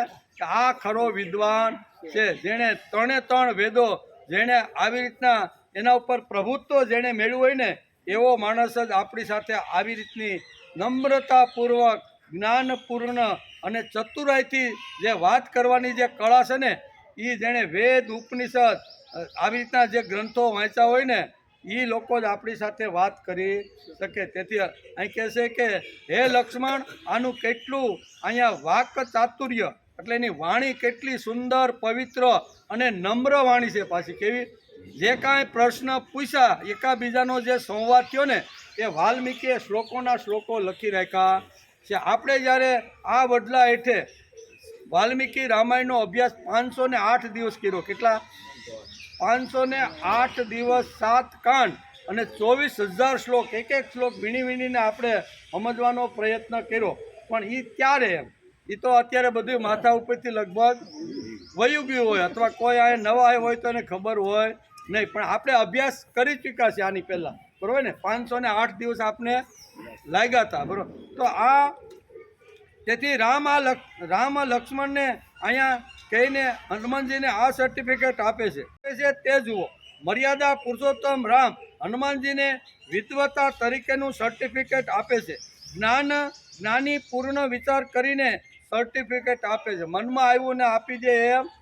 રામે ઘણો વિચાર કર્યો છે સંવાદ વખતે, અને ઘણા પ્રશ્ન એકાબીજાના ચર્ચાઓ થઈ છે, અને એને અનુસંધાને રામ અત્યારે અહીંયા સર્ટિફિકેટ આપે છે. તેનું બુદ્ધિમત્તેથી હનુમાનજી કહેવા તો કે બુદ્ધિમતામ વરિષ્ઠમ.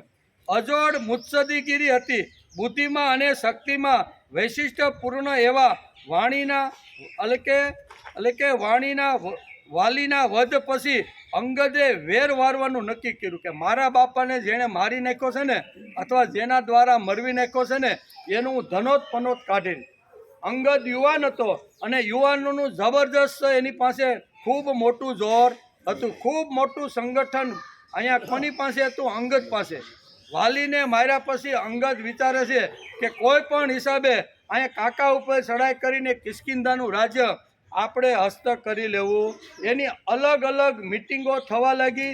કેવી રીતનો કિષ્કિંધા નગરીને આપણે ઝડપી લઈશું ને એના માટે યુવાનોને સાથે રાખીને અંગદે ખૂબ જ મોટો આવી રીતનો ઉહાપો મચાવ્યો છે. રામ સમજી ગયા કે આમાં આપણે જે કામ કર્યું છે ને, જે હેતુથી કર્યું છે ને, એમાં બધી ગડબડ ઊભી થાય છે. બધા વિચાર કરે છે કે અંગદને સમજાવે કોણ?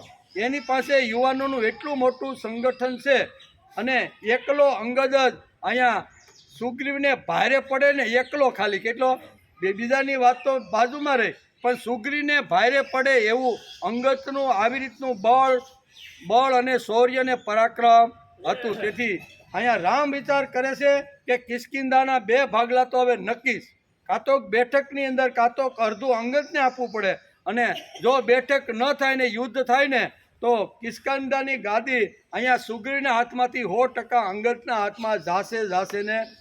કોણ મંતવ્ય કરે છે? રામ કહે છે કે શું કરવાનું? બધા વિચાર કરે છે કે અંગદને સમજાવે કોણ, બરોબર? અને એ વખતે હનુમાનની પસંદગી થાય છે. આવા જે હનુમાનજી હતા ને એ અંગદને સમજાવવા માટે ગયા છે. કોઈની હિંમત હાલી, આવડા મોટા સંગઠન યુવાનોની સાથે ન કરવાના કંઈક પરાક્રમો થઈ જાય તો એક કરતાં બીજું થાય. તેથી અહીંયા રામ કહે છે કે અંગદને સમજાવવા માટે હનુમાનજી બુદ્ધિમત્તામ વરિષ્ઠ છે. એની વાત કદાચ સાંભળે, બાકી અહીંયા શું કહેવાય, કોઈની વાત અહીંયા અંગદ સાંભળે એમ નથી. એવી બધી ચર્ચાઓ થાય છે. તેથી અંગદ અસામાન્ય એવી શક્તિશાળી શક્તિ હતી. તેમણે સ્વતંત્ર રાજ્ય સ્થાપવાનો વિચાર કરી લીધો. એને નક્કી જ કરીને કાકાને યમપુરી પહોંચાડીને સ્વતંત્ર શાસન મારે કિષ્કિંધા ઉપર કરવું. આવા વાલીને માર્યા પછી પોતાનો દીકરો અંગદ નક્કી કરે છે. તેને સમજાવે તેવી કોઈ વ્યક્તિ હતી નહીં અને રાજ્યના 2 ભાગલા પાડવાનો પ્રસંગ આવ્યો. સમજાવે એવી કોઈ વ્યક્તિ હતી નહીં અને રાજ્યના 2 ભાગલા પાડવાનો પ્રસંગ આવ્યો. તે વખતે હનુમાનજી અંગદને સમજાવવા ગયા છે. તેમની દલીલો કિષ્કિંધા કાંડમાં વાંચવા જેવી. આ બધું આપણે કહી શકીએ નહીં, ખાલી સરનામું આપી રાખવું. અંગદ અને હનુમાનજી વચ્ચે જે સંવાદ થયો, જે કાંઈ વિચાર વિમર્શ થયો ને, એ અહીંયા કિષ્કિંધા કાંડમાં વાલ્મીકીએ લખી રાખ્યો. જબરજસ્ત એવા અંગતના પ્રશ્નો હતા. અંગતની જે સમસ્યા હતી ને એ બધી જ પ્રકારની સમસ્યા અહીંયા હનુમાનજી સામે ઓકવા માંડ્યો. ત્યારે હનુમાનજી એકદમ બુદ્ધિમત્તામ વરિષ્ઠમ, શાંતિથી બધા પ્રશ્નો, બધી કાંઈ સમસ્યા, બધા કાંઈ સાંભળે છે.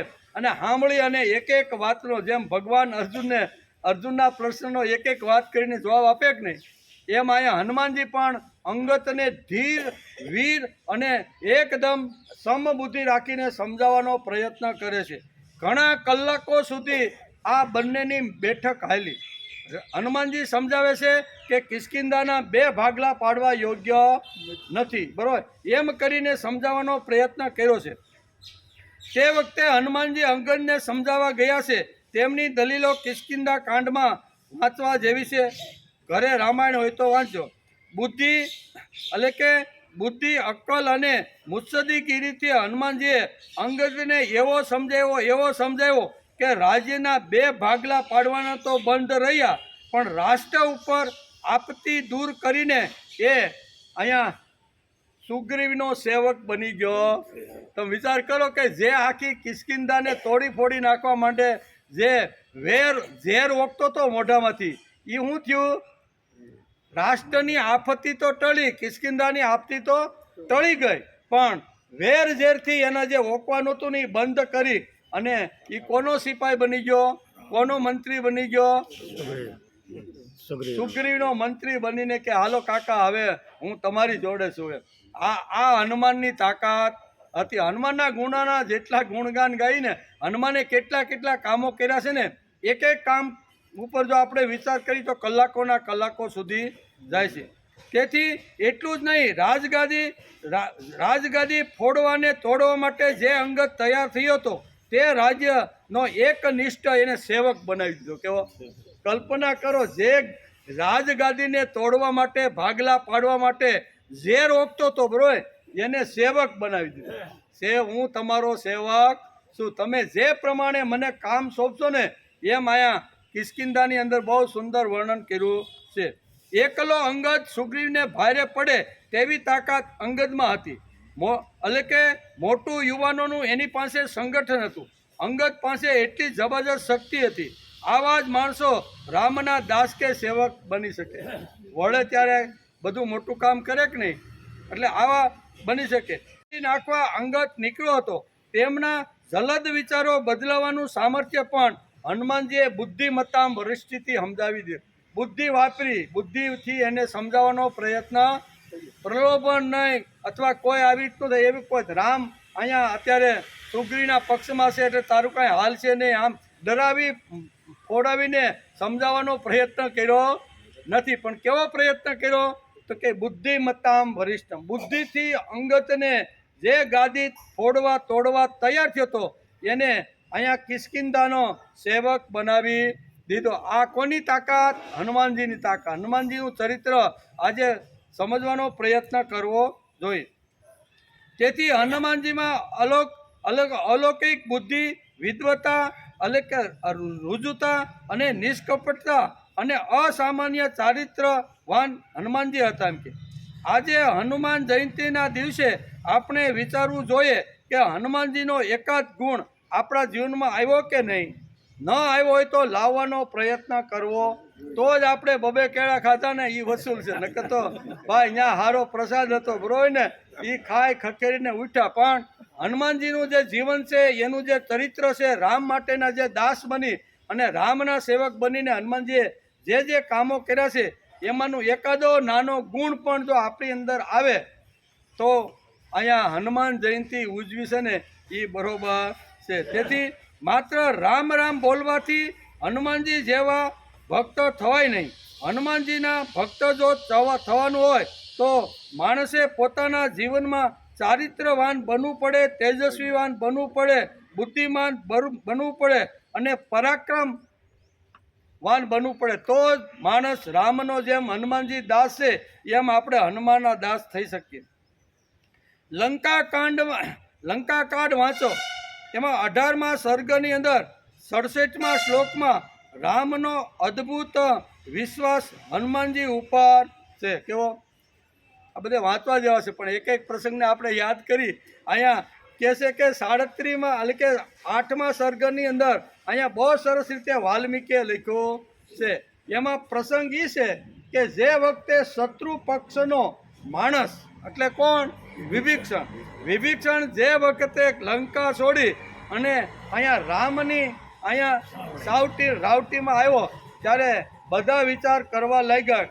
એને પકડીને જ્યારે રામની સભામાં જ્યારે હાજર કરવામાં આવ્યો કે ભાઈ આ દુશ્મનનો ભાઈ છે અને દુશ્મનની નગરીમાંથી આવે છે, જેના ઉપર આપણે વિજય પ્રાપ્ત કરવાનો છે ને એનો જ આ માણસ છે. એટલે કદાચ આપણી બાતમી લઈને ત્યાં પહોંચાડે એનો કાંઈ ભરોસો નહીં. રામની સભા બેઠી છે, બધા અંગદ છે, સુગ્રીવ છે, અહીંયા બધા જ આવી રીતના બધા બેઠા છે. અને પછી રામ બધાને પૂછે છે ભાઈ કે આ ભલે દુશ્મનનો ભાઈ છે અને દુશ્મનની નગરીમાંથી આવે છે, કદાચ સીઆઈડી કરવા માટે ને કાંઈ જાણવા માટે કદાચ આવ્યો હોય તો તમારા બધાનું મંતવ્ય શું છે? એમ એક પછી એક બધાને પૂછતા જાય છે. બધાએ કીધું કે આ દુશ્મનનો આપણા જેની સાથે યુદ્ધ કરવાનું છે, જેની સાથે લડાઈ કરવાની છે ને એનો આ ભાઈ છે. એટલે રાક્ષસો ઉપર બહુ વિશ્વાસ કરવા જેવો નથી. બધાએ પોતપોતાનો અભિપ્રાય આપ્યો. છેલ્લે જ્યારે લક્ષ્મણને પૂછવામાં આવ્યું હતું કે ભાઈ લક્ષ્મણ, તારી શું ઈચ્છા છે? આને આપણા પક્ષમાં લેવો કે અહીંથી સીધો એને વિદાય કરીને પાછો લંકાની અંદર મોકલવો? ત્યારે લક્ષ્મણ પણ પોતાનો અભિપ્રાય આપતા કહેશે કે દુશ્મનનો ભાઈ હોવાથી આપણે આપણી છાવણીમાં લઈ શકતા નથી. બધા અંગદ છે, લક્ષ્મણ છે, સુગ્રીવ છે, બધાના અભિપ્રાય રામે લીધા. બધાનો એક જ સૂર હતો કે આને આપણે આપણા ભેગો રખાય નહીં. કઈ વાત આપણે ક્યાં કેવી રીતની સિક્રેટ લડાઈ જે કરવાની છે એમાં કદાચ આ બધી બાતમી જો અહીંથી લંકામાં પહોંચાડી દે તો આપણું ધાર્યું થાય એટલે બધા ના પાડે છે. છેલ્લે હનુમાનજી એક રહ્યા. રામ કહે છે કે આનો અભિપ્રાય તો જરીક લઈ લો કે હા ભાઈ હું કહે છે. એટલે હનુમાનજીને પૂછ્યું કે ભાઈ તારો શું મત છે ભાઈ? આ લંકામાંથી આપણા શરણાગતિ સ્વીકારવા માટે આવ્યો છે. કંઈ પણ વિચાર ન કરતા હનુમાનજીએ બુદ્ધિમત્તામાં વરિષ્ઠ એવા હનુમાનજીએ પરબારું જ કીધું રામને કે રામ તમે આપણી સેનામાં લઈ લ્યો, આ ખૂબ ઉપયોગનો માણસ અને ઉપયોગમાં હતો જ ને. જો એ ન હોત ને તો જડીબુટ્ટી કાંઈ આવત નહીં ને લક્ષ્મણ કદાચ થાય નહીં. પછી જ્યારે અહીંયા પેલા રાક્ષસોને જ્યારે ખલાસ કરવાના હતા ને માતાજીના હવનમાં આ બધું થવાનું હતું ને, ત્યારે કોને મોકલવા, કેવી રીતના મોકલવા, એની સાથે કેવી રીતનું યુદ્ધ કરવું ને એ બધું વિભીષણ સારી રીતે જાણતો. બધી ત્યાંની બધી જે કાંઈ બાતમી છે ને એ બધી એટલે ઉપયોગનો થયો કે નહીં. એટલે હનુમાનજીએ તરત કીધું, કોઈ પણ પ્રકારનો વિચાર કર્યા બધા રામને કહી દીધું કે રામ આપણી ભરતીમાં એને તમે સમાવી. આ હતા હનુમાનજી. કેવા? બધાના અલગ અલગ મત પડે પણ બુદ્ધિ મત્તામ વરિષ્ઠ ટોચની જેની બુદ્ધિ છે ને એવા. તેથી મનોજવમ મારુત તુલ્ય વેગમ, આવા હનુમાનજીને આપણે રોજ નમસ્કાર કરીએ છીએ. બીજી વાત છે, સમુદ્ર ઉલ્લંઘન કરવા માટે જ્યારે હનુમાનજી નીકળ્યા તે વખતે કર્મયોગી હનુમાનની બુદ્ધિ, પ્રલોભન અને ડર 3 પ્રકારે એની પરીક્ષા કરવામાં આવી. કેવી? કોઈ પણ રીતે લંકામાં ન પહોંચે એના માટે ઘણી આવી રીતની યોજનાઓ વચ્ચે હતી. એમાં પહેલો જ જ્યારે ઉડાન કર્યું હનુમાનજીએ નોન સ્ટોપ, કે જ્યાં સુધી રામનું કામ ન થાય, જ્યાં સુધી સીતાને મળીને ન આવું ત્યાં સુધી આરામ હરામ. આવો નિર્ણય કરી અને લંકામાં કૂદ્યા એટલે થોડોક સમય આવી રીતના આગળ જતા ઋષ્યમુખ નામનો પર્વત આવ્યો. આખો સરસ મજાનો વૈભવ અને ઠાઠમાઠથી ભરેલો હતો. ઋષ્યમુખ પર્વતની અંદર 2 હાથ જોડીને કહે છે કે ભાઈ થકાન લાગી છે, થાક્યો છે અને ભૂખ પણ લાગી છે, થોડોક તમે અહીંયા વિસામો કરો અને પછી તમારે જવું હોય તો જાઓ. તમારા પૂર્વજોનો મારા ઉપર ઘણા બધા ઉપકારો. હનુમાનજીને શું કહે છે કે તમારા પૂર્વજોનો મારા ઉપર ઘણા ઉપકારો છે, તેથી થોડોક સમય વિસામો લ્યો. શીખો નહીં. બહુ સરસ, તમે મારું સ્વાગત કરવા માટે, મને આરામ આપવા માટે, મને ખોરાક આપવા માટે તમે જે આ સુંદર વ્યવસ્થા કરી છે ને વૈભવની, એને હું દૂરથી નમસ્કાર કરું છું. પણ જ્યાં સુધી રામનું કામ ન થાય ત્યાં સુધી વૈભવનો સ્વીકાર કરી શકતો નથી. તમારો ખૂબ ખૂબ આભાર. તમે કૃતજ્ઞતા વ્યક્ત કરી અને રોકાવાની વાત કરી, અહીંયા ડિલીટ કર્યા નથી.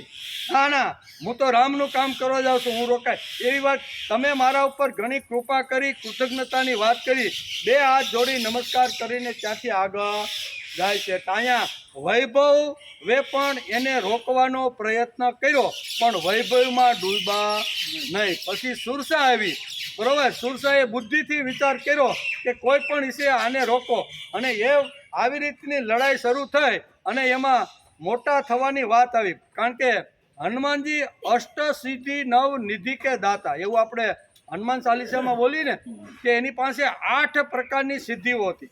એમાં એક પ્રકાર આ હતો. કયો?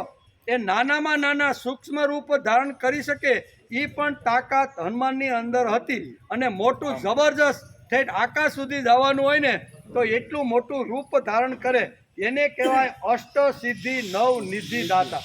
8 પ્રકારની સિદ્ધિમાં હનુમાનજી પાસે આ વાત હતી.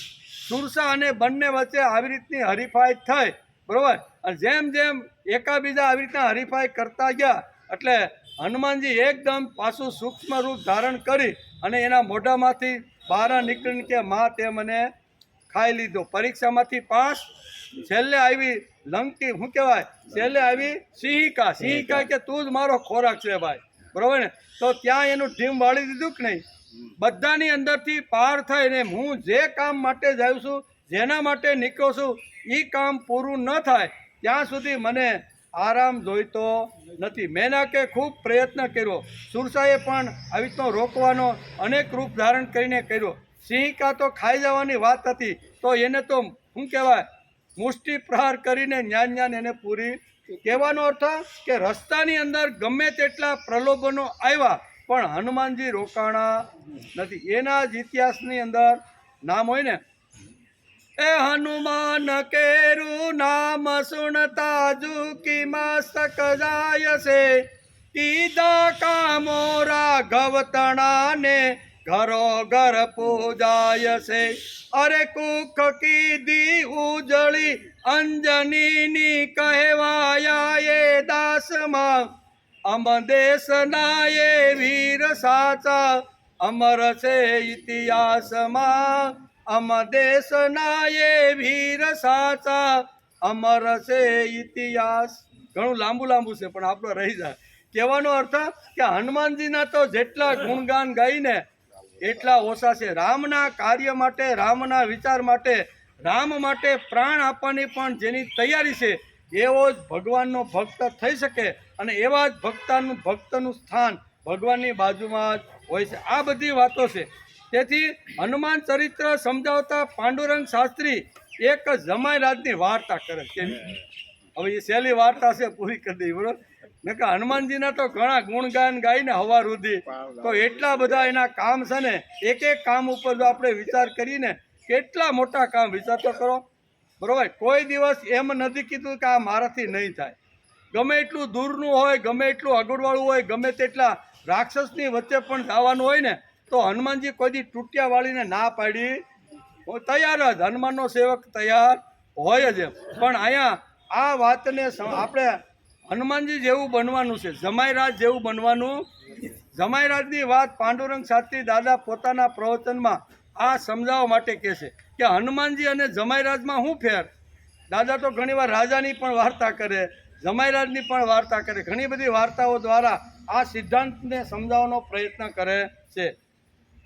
તેથી હનુમાન ચરિત્ર સમજાવતા પાંડુરંગ શાસ્ત્રી એક જમાઈરાજની વાર્તા કરે છે. જમાઈરાજ પરિણા પછી ઘણા સમયથી સાસરે જઈ શક્યા નહીં, કારણ કે થોડા આટા ઓછા હતા. એટલે એની મા વિચાર કરે છે જમાઈરાજને જો એના હારાની ઘેરે મોકલું અને કાંઈ ઓળી ઊંધું સત્તું બોલે તો શું કરવાનું. એટલે મા કોઈ દી પણ એક દિવસ આ દીકરાએ હઠ પકડી કે આજે 5-5 વર્ષ બા લગ્નના થઈ ગયા, મને કોઈ દી હારે જવા દીધો. એકવાર તો તું મને જવા દે.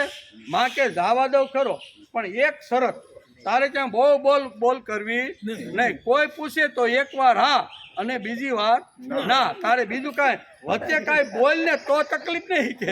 એટલે મા પાસે આ વાત જમાઈરાજે લીધી અને જમાઈરાજ તો આવ્યા સાસરાને ઘેર. બરોબર, જમાઈરાજ તો સાસરે આવ્યા. અચાનક જ આવેલા એટલે સસરાએ સ્વાભાવિક રીતે ચિંતા થઈ કે કોઈ દીની 5-5 વર્ષ વીતી ગયા છે, જમાઈરાજ કોઈ દી આવ્યા નથી, હવે અચાનક જ આવ્યા. પાછો કાંઈ સંદેશો મોકલો નથી કે હું આવું છું એમ. પરબારા ટપકી પડ્યા. એટલે કે સ્વાભાવિક સસરાને ચિંતા થઈ કે કાંઈક ડાળમાં તો કાંઈક કાળું હોવું, નકર આ જમાઈરાજ કોઈ દી આવે નહીં. એટલે જમાઈરાજ તો સાસરે આવ્યા. અચાનક જ આવેલા એટલે સસરાને સ્વાભાવિક ચિંતા થઈ અને તેમને પૂછ્યું કે એકલા જ આવ્યા છો. એટલે માએ કીધું તું એકવાર હા ને બીજી વાર હા, એકવાર હા ને બીજી વાર. એટલે અહીંયા પૂછ્યું એકલા આવ્યા, તો કે હા એકલો આવ્યો છું. બરોબર, એટલે હું એકલો જ આવ્યો છું. એટલે કે એ શિખામણ આપી હતી એ પ્રમાણે એણે કીધું કે હા હું એકલો આવ્યો છું. બરાબર છે, બરોબર છે. ઘેરે બધા તો કુશળ છે ને. બીજો પ્રશ્ન સસરાએ પૂછ્યો, હું ઘેરે તો બધા કુશળ કે ના, કારણ કે એમાં ના આવતો હતો. અને બાએ કીધું તું એકવાર હા ને બીજી વાર તારે વચ્ચે કાંઈ બોલતો નહીં તો હું તને જવા દઉં. બાએ બરોબર 7-8 ગાંઠું વાળીને મોકલો હતો. એટલે બાએ કીધું એટલે બાનું વચનનું પાલન કરવું પડે કે નહીં. એટલે એને શું કીધું, અહીં પૂછ્યું કે ભાઈ ઘેરે તો બધા સેમ કુશળ કે ના. એટલે સસરાની થોડીક ચિંતા વધી કે આને ના પાડી છે એટલે કાંઈક તો હશે. સસરા કહે કેમ કોઈ માંદું છે, તો ના આવી. એટલે સોરી, અરે બધા તો સેમ કુશળ છે ને, તો જમાઈરાજ કે ના. પછી સસરા કહે કેમ કોઈ માંદું છે, તો કે હા, કારણ કે એકવાર હા ને એકવાર કોઈ માંદું છે, તો કે હા એ માંદું છે એમ કે. સસરાની ચિંતા પાછી વધવા લાગી, અધીરા બની ગયા અને પૂછ્યું કે અમારી દીકરીને તો કાંઈ થયું નથી. અને જવાબમાં હું આવી, સસરાની ચિંતા વધી. એટલે કે સસરા અધીરા બનીને પૂછ્યું કે અમારી દીકરીને તો કંઈ થયું નથી ને? એટલે કે સસરાજીની ચિંતા વધી અને સસરા કહે અમારા વેવાણને તો કાંઈ થયું નથી ને? વેવાણનું નામ આવ્યું. કેવું? તો કે ના, એમાં ના શબ્દ આવતો હતો. એકવાર હા એકવાર ના. એટલે પૂછ્યું કે અમારી વેવાણને તો કાંઈ તકલીફ નથી ને? તમે કીધું આ બધું છે એટલે કે એને કાંઈ તકલીફ નથી. નામાં જવાબ આપ્યો. નામાં જવાબ આપ્યો. સસરા કહે ત્યારે સસરાજીની ચિંતા વધી અધીરા બનીને પૂછ્યું કે અમારી દીકરીને તો કંઈ થયું નથી ને? તો જવાબ હામાં આવતો હતો. વેવાણનું કીધું એટલે નામાં આવતો હતો, અને દીકરીની વાત જ્યારે આવી કે એને તો કાંઈ થયું નથી ને, તો જવાબ હામાં આપતો હતો. એટલે જમાઈરાજે કીધું કે હા. સસરા કહે ત્યારે તમે અમને તેડવા આવ્યા છો? તો કે ના. એકવાર હા અને બીજી વાર ના. એ કે ના, તેડવા નથી આવ્યો. સસરાજીનો જીવ ઊંચો ચડી ગયો કે તેડવાય નથી આવ્યા અને મારી દીકરીની તબિયત બરોબર લથડી હોય એવું હામાં કહે છે. એટલે કે સસરાજીનો જીવ થોડો ઊંચો ચડ્યો અને પૂછ્યું દીકરી મરી તો નથી ગઈ ને? અને હામાં જવાબ આવતો હતો. એટલે કે હા. કેવા? હામાં જવાબ. એકવાર હા અને બીજી વાર ના. એકવાર હા અને બીજી વાર ના. આવી રીતના માએ બરોબર પઢાવીને મોકલો. એટલે એ કાંઈ બીજું બોલ્યો નહીં ને, હા ના કરતો રહ્યો. અને સસરા તો કે ભારે કરી એમ કે. હનુમાનજી પાસે સ્વતંત્ર બુદ્ધિ હતી. જમાઈરાજ જેવા. આ કહેવાનો અર્થ એ છે કે જરૂર પડે ને તો સ્વતંત્ર બુદ્ધિ વાપરી અને એ પોતાનો નિર્ણય લઈ શકે. દાખલા તરીકે લંકાની અંદર ગયા.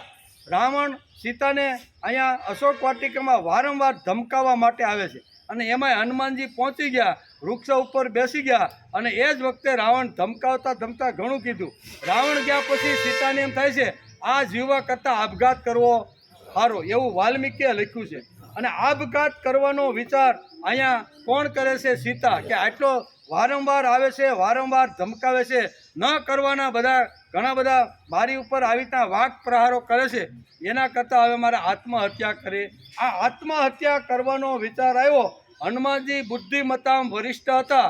એના ચહેરા સીતાના વૃક્ષ ઉપર બેઠા બેઠા સીતાના ચહેરા ઉપર એણે જોયું કે જો હમણાં જ આ હું કાંઈ કહું ને તો સીતા આપઘાત કરીને મૃત્યુ પામશે. અહીંયા મારું આવું બધું ફેલ થઈ જશે.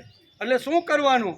એટલે વિચાર બદલીને કહેશે કે ડાયરેક્ટ જો હું એની સામે પ્રગટ થાય ને તો એને લાગશે કે રાવણે અનેક રૂપ ધારણ કરીને જેમ મારી પાસે અનેક લોકોને મોકલે છે એમ રાવણે આ વાંદરાનું રૂપ ધારણ કરી અને મારી સામે પરબારી એણે બુદ્ધિ હતી ને એણે આખી ચેન્જ કરીને વિચાર કર્યો કે પરબારું પ્રગટ થવાય. પરબારો પ્રગટ થાવ તો અહીંયા સીતા કાંઈક બીજો જ વિચાર કરશે એમ. તેથી શું કર્યું? કોના ગુણગાન ગાયા? આખી શું કહેવાય, આખી જે પરંપરા છે ને એ પરંપરા ગાવાની શરૂઆત કરી. એટલે વિચાર આવ્યો એને આપઘાત કરવાનું બંધ કર્યું ને કે અમારા પરંપરા, અમારા કુળની અથવા અમારી પેઢીઓને ઓળખનાર આ જગતમાં કોઈક આજુબાજુ આટા મારે નકર આટલું બધું અમારી કુળની પેઢીઓ એને ખબર હોય ને. એટલે સીતાના મનમાં આવેલો આપઘાત હતો એ પણ દૂર કરવાનું કામ બુદ્ધિમત્તામ વરિષ્ઠમ હનુમાનજીએ કર્યું. એટલે જમાઈરાજ જેવા હતા નહીં. જ્યારે જરૂર પડે ત્યારે પોતાની અક્કલ, હોશિયારી, બુદ્ધિથી નિર્ણય લઈને કેવી રીતનું કામ કરવું ને એ બધું એની અંદર હતું. તેથી આજે 10,000 વર્ષ વીતી ગયા પણ છતાંય આજે આપણે હનુમાન જયંતિ ઉજવી છે, હનુમાનને યાદ કરી છે. હનુમાનજીના સ્વતંત્ર મંદિરો બંધાય છે. એમાં રામ ન હોય તો હાલે, પણ રામના મંદિરમાં હનુમાનજી તો અચૂક હોય છે. શા માટે? કે રામે હનુમાનજીને પોતાની પાસે લઈ લીધા છે. આવું સુંદર મજાનું ચરિત્ર એકાદ કલાકમાં કાંઈ કહી શકાય નહીં. પણ આપણે થોડું ઘણું પૂજ્ય દાદાના પુસ્તકો વાંચ્યા, હનુમાનજી ઉપર બોલતા રહેલા મહાપુરુષને આપણે સાંભળ્યા, એમાંથી આપણે જે કાંઈ યાદ રહ્યું એ પ્રમાણે હનુમાનજીના ચરિત્રનો વિચાર આજે હનુમાન જયંતિના દિવસે કર્યો છે. ખાલી હનુમાન જયંતિનો વિચાર કરી અને ઊભા થાય તો કાંઈ એનો અર્થ નથી. પણ હનુમાનજી જેવું આપણું જીવન બને, એકાદો ગુણ એનો આપણામાં આવે, એ રીતે આપણે જો જીવવાનો જો પ્રયત્ન કરીને તો આપણું જીવન પણ ભગવાન કહે છે કે યો મદ ભક્ત સમય પ્રિય. આનાથી વધારે મને કોઈ પ્રિય નથી. કદાચ ભગવાનની બાજુમાં બેસવાનું સ્થાન ન મળે તો કાંઈ નહીં, પણ ભગવાનને લાગવું જોઈએ કે આ મારા માટે મન બુદ્ધિ ઇન્દ્રિયો વિત્તને ઘસતો રહેલો છે, તેથી આ મારો ભક્ત છે. એવા એકાદ ગુણ પણ હનુમાનજીનો આપણા જીવનમાં આવે એના માટે માણસે પ્રામાણિક પ્રયત્ન કરવા જોઈએ. એવો પ્રયત્ન આજે આપણે આ ઉત્સવ દ્વારા કર્યો છે. તેથી આ ઉત્સવમાં ખાલી કેળા ખાય, કેળા તો ખાવાના પ્રસાદ તરીકે, ભગવાનની પાસેથી હનુમાનજી પાસેથી પ્રસાદ આવે તો એનો અનાદર કરાય નહીં. એ તો અમે ખાશું જ. પ્રસાદ સંસ્કૃત શબ્દ છે, એનો ગુજરાતી થાય છે પ્રસન્નતા. ભગવાને ગીતામાં પ્રસાદ શબ્દ એક વાપર્યો છે એક જગ્યાએ, બરાબર? તો એ પ્રસાદનું સંસ્કૃતમાંથી ગુજરાતી કરી તો એનું નામ છે પ્રસન્નતા. કેવું? એટલે કે આ ચરિત્ર સાંભળ્યા પછી આપણા જીવનની અંદર પ્રસન્નતા જો આવી જાય ને તો પણ આપણો બેડો પાર.